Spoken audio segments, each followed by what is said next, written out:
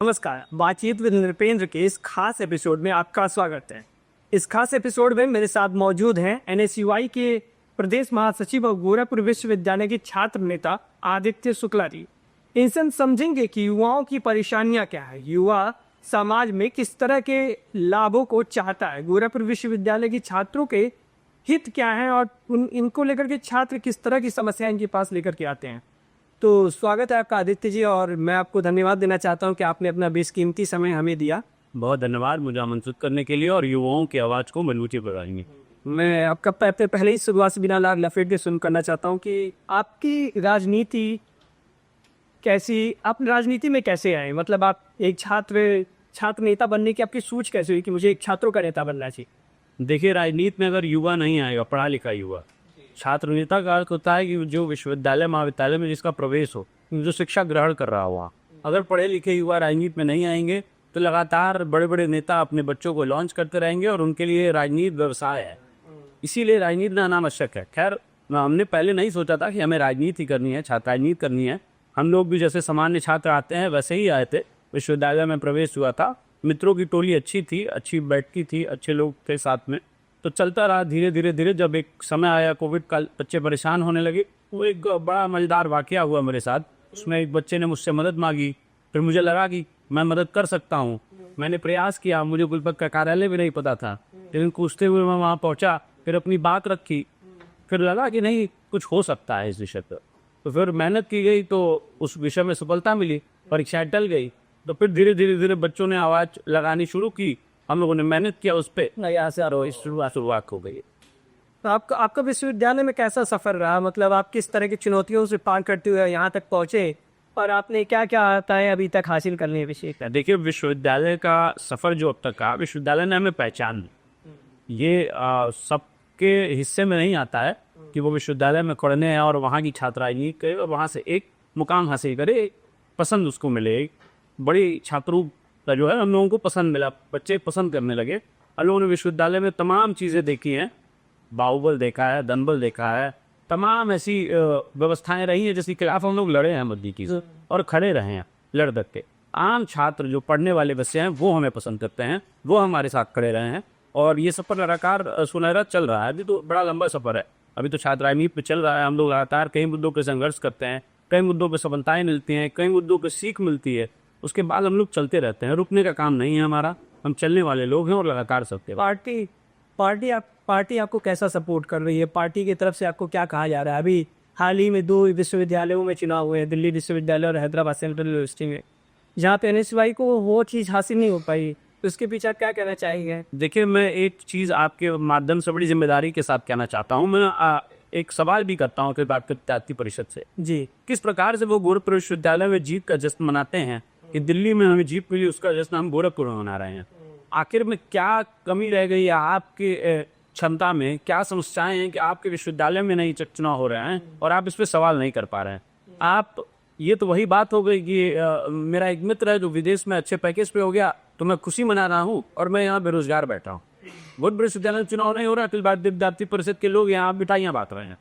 हाल ही में आप सांसद जी के घर भी पहुँच गए थे जी, वो क्या किस्सा था, मतलब क्या हुआ था। मैंने बस न्यूज़ में सुना था कि कोई नेता है आदित्य शुक्ला और रवि किशन के घर पे पहुंचे हैं। देखा मुद्दा हुआ ये था कि सांसद वो हमारे हैं, 64 लोकसभा क्षेत्र गोरखपुर से वो सदर सांसद जी, वो लगातार प्रचार करते हैं अखिल भारतीय विद्यार्थी परिषद का जब दिल्ली विश्वविद्यालय चुनाव होते हैं। हम उनसे मिल करके ये मांग करते हैं कि आपको चुन करके यहाँ जनता ने भेजा है तो आप सवाल करिए, आप जाकर के लोकसभा में ये सवाल करिए कि विश्वविद्यालय चुनाव क्यों नहीं हो रहा है। तो आप वो नहीं कर पाते हैं, आप प्रचार करते हैं। तो अब लगा हमें कि जब प्रचार करना है तो हमको इनका विरोध करना चाहिए, तो हम उनकी आवाज़ को जा रहे थे उनका विरोध करने। लेकिन पुलिस प्रशासन, उत्तर प्रदेश की पुलिस इतनी सख्त हो गई है इस समय कि वो किसी प्रकार का कोई धरना, प्रदर्शन, ज्ञापन, आंदोलन नहीं चाहती। नहीं, आपकी मुलाकात नहीं हो पाई। नहीं, बिल्कुल नहीं मुलाकात हो पाई। रास्ते में हमको पुलिस ने जो घेराबंदी करके रोक लिया और जबरन हमको ले जाके रामगढ़ काल थाने पर कठाया और हमसे कहा गया नहीं, आप नहीं मिल सकते, उनसे नहीं जा सकते इस तरह वर्षों। तो ये तो लोग, और एक और बड़ी बात कहता हूँ जिम्मेदारी के साथ कि दिल्ली विश्वविद्यालय और क्यों हो रहा है, इसका मतलब है कि दिल्ली की जो सरकार है वो लोकतांत्रिक प्रक्रिया में विश्वास करती है और उत्तर प्रदेश की सरकार लोकतांत्रिक प्रक्रिया में विश्वास नहीं करती। ये सवाल, ये आपके आरोप है उत्तर प्रदेश का। पूर्ण रूप से आरोप। मैं गोरखपुर विश्वविद्यालय का मैं भी छात्र रहा हूँ, मैंने भी वहाँ तक स्नातक किया है। मैं आपको काफ़ी दिनों से जानता हूँ, काफ़ी सालों से आपको फॉलो कर रहा हूँ। आप छात्रों में जो कॉमन समस्या है वो क्या पाते हैं? खासकर गोरखपुर विश्वविद्यालय की जो मेन समस्या है कि इसका निजात हो जाए तो छात्रों को थोड़ा ज़्यादा कम सफ़र करना पड़ेगा। देखिए, सबसे ज़्यादा जो छात्रों को जो सबसे बड़ी समस्या इस समय है वो रिजल्ट की सबसे बड़ी समस्या। उससे बड़ी सबसे मैंने तो एक न्यूज़ सुनी थी कि किसी के पिता को हार्ट अटैक से मौत भी हो गई थी। जी बिल्कुल, आप वो खबर जो है वो अत्यंत दुखद थी। उसमें एक बच्चे को इंटरनल में 1 नंबर दिया गया, जबकि उसके बाकी विषयों में नंबर अच्छे थे। वो 60-65% से ऊपर उसके नंबर थे, लेकिन इंटरनल में जानबूझ के 1 नंबर दिया गया। जब वो लड़का लगातार 1-2 महीने दौड़ा विश्वविद्यालय में, तब मजबूरी में उसको अपने पिता को लाना पड़ा। और पिता को लाए तो विभागाध्यक्ष ने बड़ी जो है कठोरता से ये बात कही कि आपका बच्चा पास नहीं हो पाएगा, वो फेल ही है। ये बात उनको लग गई और उनका हार्ट अटैक से उनकी मृत्यु हो गया। और उस घटना पे हमारी कुलपति महोदय ने कहा कि विश्वविद्यालय में हमसे 200 बच्चे डेली मिलते हैं, मुझे उस घटना की जानकारी नहीं। विश्वविद्यालय में इतनी बड़ी घटना विश्वविद्यालय परिसर में घट जाती है और कुलपति को संज्ञान में नहीं है कि ऐसी कोई घटना हुई है। बिल्कुल दुर्भाग्य है। और अब फिर से बैक के क्वेश्चन आते हैं, क्या वो समस्या रिजल्ट की वजह? रिजल्ट की सबसे बड़ी समस्या लगातार देखिए, छात्रों का रिजल्ट के नाम पे लगातार धांधली हो रही है। बैक पेपर जो है उसमें एक बच्चा बैक भरता है तो 2500 रुपये लगते हैं। बीए की फीस है 3000, 2500, और आप बैग भरते हैं तो 2500 रुपये बैग देते हैं। तो सबसे बड़ी समस्या वही है। और लगातार बच्चे रिजल्ट को ही लेके परेशान रहते हैं। आप एडी बिल्डिंग में जाएंगे तो आपको 50 बच्चे डेली घूम के मिल जाएंगे जो रिजल्ट से परेशान है। और एक दिन की समस्या नहीं है, महीनों से परेशान है। कई बच्चे तो 3 साल का कोर्स 5 साल में नहीं कर पा रहा है। और ऐसी बड़ी संख्या में छात्र हमसे मिलते हैं। हम लोग लगातार इसको लेकर के कुलपति से भी बात करते हैं। अभी मैं बच्चों को लेकर के गया था, इससे पहले हमने कितने बच्चों की समस्याओं को दूर कराया है। तो ये लगातार चल रहा है। रिजल्ट की सबसे बड़ी समस्या है। इसको लेकर के आप जिम्मेदार किसको मान रहे हैं? कौन है इसका जिम्मेदार जो आपको ये समस्या आपको लग रही है? देखिए, विश्वविद्यालय प्रशासन इसके लिए जिम्मेदार है। वो एजेंसी जो इस समय ये काम देख रही है रिजल्ट का, पूरा रिजल्ट और पेपर का, तो काफ़ी सालों से है ये मुद्दा। मुझे लगता है कि ये पिछले 5 सालों से ऐसी स्थिति बनी हुई कि बच्चे आईएनसी कभी लग जाता है रिजल्ट में, कभी वो एब्सेंट दिखाई दे जाते हैं, वो P7 को मिलके दौड़ो, ये कर वो करो। ये पूरी समस्या पूर्व कुलपति थे तब भी थे और अब भी है। एक बात और आपके संज्ञान में लाना चाहता हूँ कि जब पूर्व कुलपति थे तो इस कंपनी को ब्लैक लिस्टेड कर दिया गया था।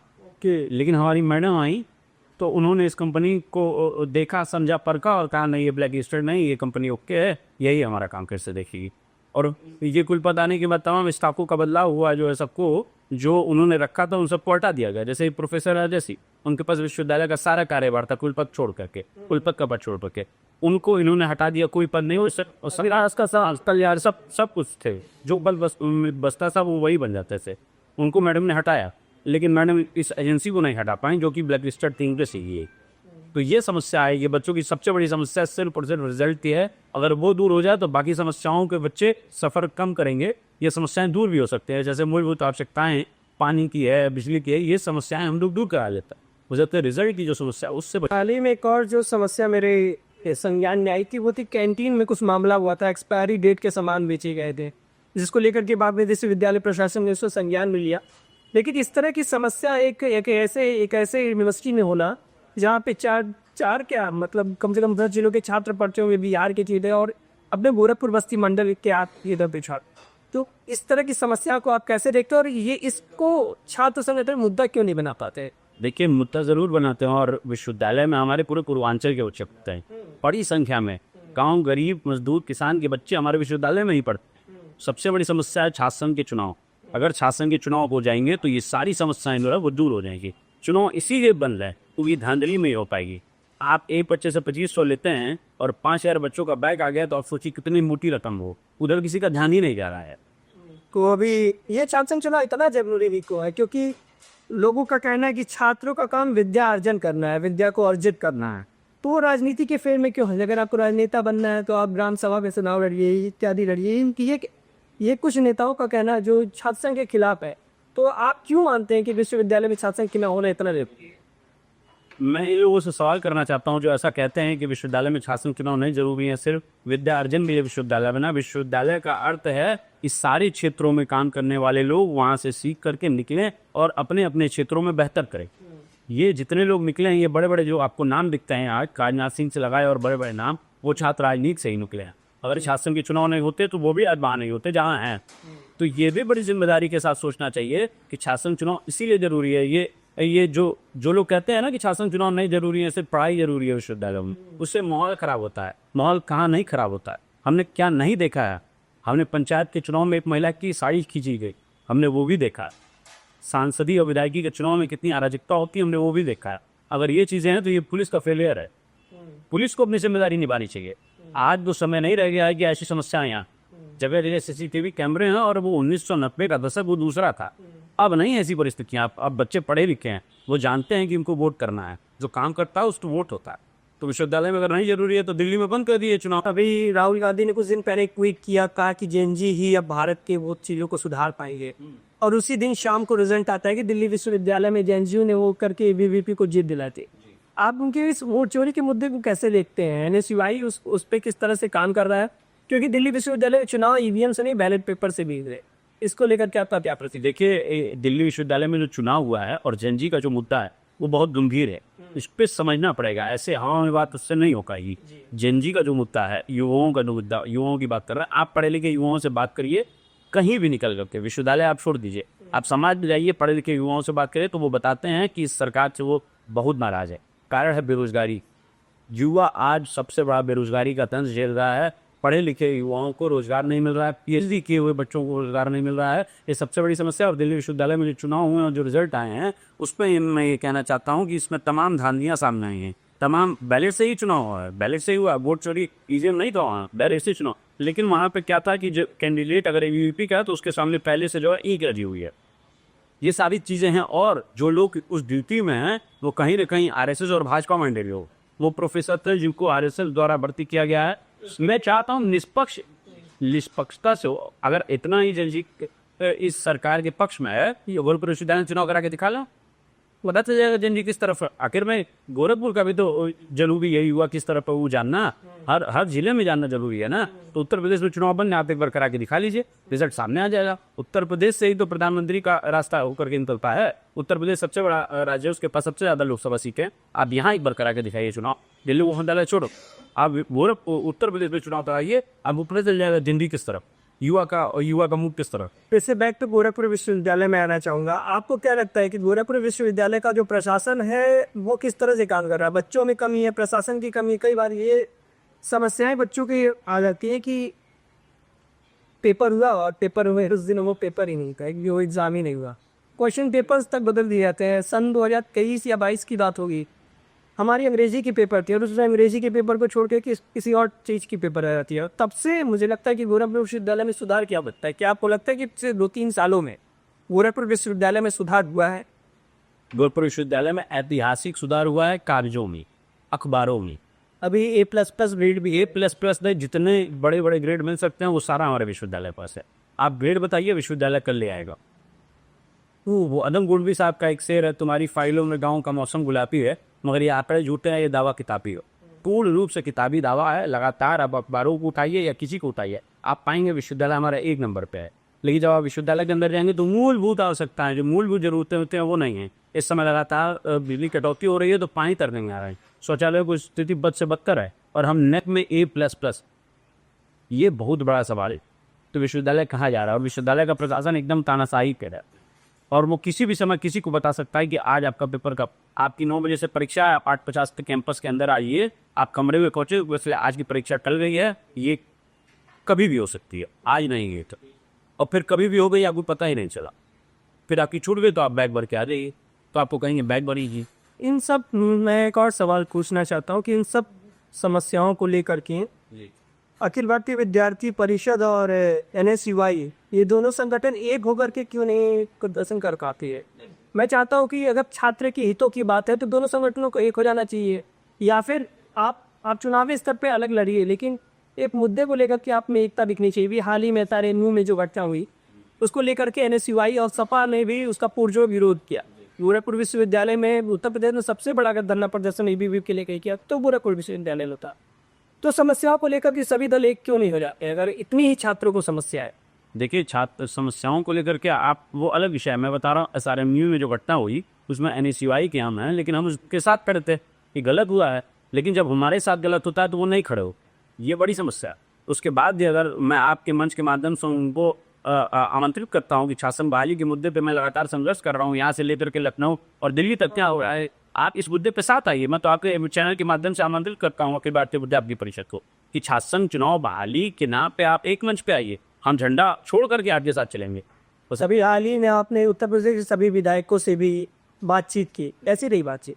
देखिए, बातचीत उत्तर प्रदेश में एक आदमी शासन चुनाव करा सकता है, वो है योगी आदित्यनाथ। बाकी किसी के अंदर कोई हिम्मत नहीं है। आप उन विधायकों की बात कर रहे हैं, राजनाथ सिंह से भी आपकी बात, राजनाथ सिंह जी से मेरी बात हुई, उन्होंने कहा ये मुख्यमंत्री का विषय है। उसके बावजूद क्योंकि वो हमारे विश्वविद्यालय से पढ़े हैं, वो रक्षा मंत्री बाद में हैं, पहले हमारे विश्वविद्यालय के सीनियर हैं, तो उनसे मैंने बात की। उन्होंने कहा कि मैं बिल्कुल इस पर हस्तक्षेप करूँगा और माननीय मुख्यमंत्री से बात करेंगा, क्योंकि आश्वासन हमें उनसे आश्वासन मिला है। बिल्कुल हमें उनसे आश्वासन मिला है कि वो मुख्यमंत्री योगी आदित्यनाथ से बात करके शासन बहाली के लिए पहल करेंगे कि जिससे शासन की बहाली हो। चुनाव बहुत आवश्यक है लोकतंत्र में। आप देखिए, सामान्य परिवार के बच्चे राजनीति में आ ही नहीं पा रहे हैं। जो योग्य है वो राजनीति में बिल्कुल नहीं होता है। राजनीति में वो आ रहे हैं जिनके पास जनबल है, बाहुबल है। कितने विधायकों से बात हुई होगी? 403। 403 में हमारे दोनों मुख्यमंत्रियों से बात हुई, भाजपा के, उनके पूरी कैबिनेट से बात हुई और नेता विरोधी दल से बात हुई, नेता प्रतिपक्ष से बात हुई। लगभग कुल मिलाकर के 20-25 की संख्या में लोगों से बात से क्यों नहीं मुलाकात हो पाई? देखिए, मुख्यमंत्री जी से मिलने का हम लोगों ने पूरा प्रयास किया, लेकिन मुख्यमंत्री जी शासन चुनाव के मुद्दे पर मिलना ही नहीं चाहते हैं। मैं कुछ रैपिड फायर क्वेश्चंस करना चाहूँगा। आदित्य शुक्ला का पसंदीदा नेता कौन? आदित्य शुक्ला का पसंदीदा नेता कौन, ये सवाल थोड़ा कठिन है, लेकिन फिर भी मैं राजीव गांधी रुक सकता है। राजीव का। राहुल गांधी और अरविंद केजरीवाल में बेहतर देखा पाओ? राहुल गांधी। कैसे?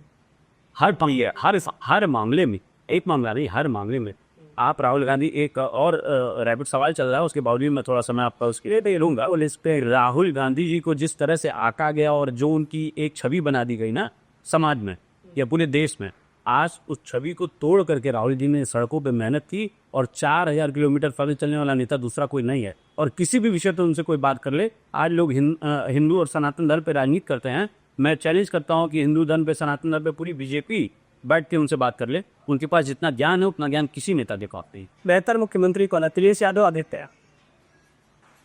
शासन के चुनाव जो करेंगे वो बेहतर। तो अखिलेश यादव जी के नेतृत्व में हुआ है चुनाव, तो वो बेहतर है। योगी जी करा दे वो बेहतर हो जाएंगे। शासन के चुनाव जो कराएगा वो बेहतर मुख्यमंत्री होगा। बेहतर प्रधानमंत्री कौन, नेहरू या मोदी? नेहरू। बेहतर सांसद कौन, योगी आदित्यनाथ या रवि किशन? दोनों नहीं। तो फिर तो योगी आदित्यनाथ जी तो 20 सालों से सांसद। नहीं, दोनों नहीं, दोनों लोगों ने उसमें कुछ। रवि किशन जी के बारे में तो क्या ही कहना, उन्होंने तो कुछ भी नहीं किया, उनसे तो बेहतर ही काम किया होगा। गोरखपुर 2017 वर्सेस गोरखपुर 2025। गोरखपुर 2025, लेकिन अभी सुधार की आवश्यकताएं बहुत प्रबल। अभी तमाम मुद्दों पे बहुत काम करने की जरूरत है। और एक सवाल ये भी बड़ा आता है कि मुख्यमंत्री के शहर में बहुत विकास हो रहा है, बहुत विकास हो रहा है। आखिर वो मुख्यमंत्री हैं, अगर विकास नहीं होगा, एक आदमी प्रधान हो जाता है तो उसके घर के सामने की सड़क जो है अच्छी हो जाती है। तो वो मुख्यमंत्री यहाँ विकास नहीं हुआ तो कहाँ होगा? विकास तो बहुत आवश्यक है, लेकिन फिर भी जब भी बारिश होगी तो गोरखपुर डूब जाता है। आज भी किसकी है ये, इस पर काम करने की बहुत जरूरत है। और एक और सवाल की मेट्रो की बात कर रहे थे मुख्यमंत्री हो क्या? डीपीआर तैयार है? डीपीआर तैयार है, वो कितने समय से तैयार है उसकी जानकारी हम सभी को है, लेकिन आखिर में कहाँ मेट्रो फंस गई हमारी? मेट्रो, गोरखपुर में मेट्रो आ रही थी, आज मेट्रो पे एक बात नहीं करते हैं। तमाम योजनाएं, परियोजनाएं को अगर लोकार्पण करके चले जाते हैं, लेकिन मेट्रो पे बात नहीं करते हैं। आखिर में मेट्रो कब मिलेगी गोरखपुर? ये बड़ा सवाल। छात्रों की सबसे बड़ी समस्या क्या है? छात्रों की सबसे बड़ी समस्या है शिक्षा, समय पे शिक्षा न मिलना, रिजल्ट में धांधली होना, छात्रों के साथ दुर्व्यवहार करना। एसएससी प्रोटेस्ट में क्यों नहीं गए राहुल गांधी? नहीं, एसएससी प्रोटेस्ट में राहुल गांधी क्यों नहीं गए? उस समय बिहार में यात्रा चल रही थी हमारी, और राहुल गांधी जी ने ट्वीट किया। देखिए, एक बात समझिए, एक और मैं प्रश्न इसी फिर दिमाग में आता है, और मैं गया था एसएससी प्रोटेस्ट में। मैं कांग्रेस का सिपाही हूँ, मैं एसएससी प्रोटेस्ट में गया था। तो आपने आपको देखा था कि आप इंस्टाग्राम पे डाले थे कि युवाओं के समर्थन ने वहाँ से भाषण दे दिया। जी बिल्कुल, मैं गया था, तो मैं राहुल गांधी का ही तो सिपाही हूँ। मैं कौन चाहता राहुल गांधी? राहुल गांधी जी पे आरोप लगते हैं कि वो सोशल मीडिया से राजनीति करते हैं, धरातल पर नहीं उतर पाते।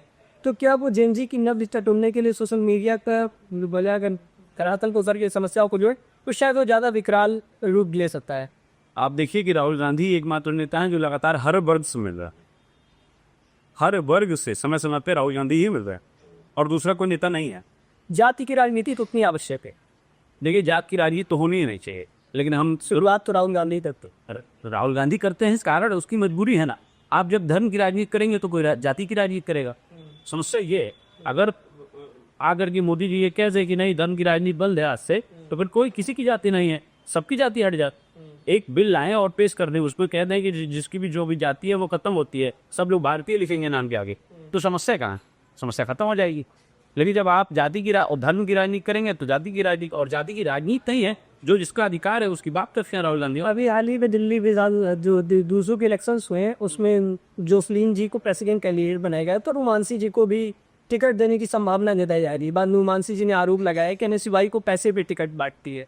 तो क्या आपको लगता है कि गोरखपुर में अगर चुनाव हो तो वहाँ पे भी पैसों की टिकट बांटी जाए? देखिए एक सामान्य सी बात है, अगर दो लोग तैयारी करेंगे तो एक टिकट मिलेगा, तो दूसरे को टिकट जब नहीं मिलता तो वो कुछ ना कुछ आरोप लगाता है।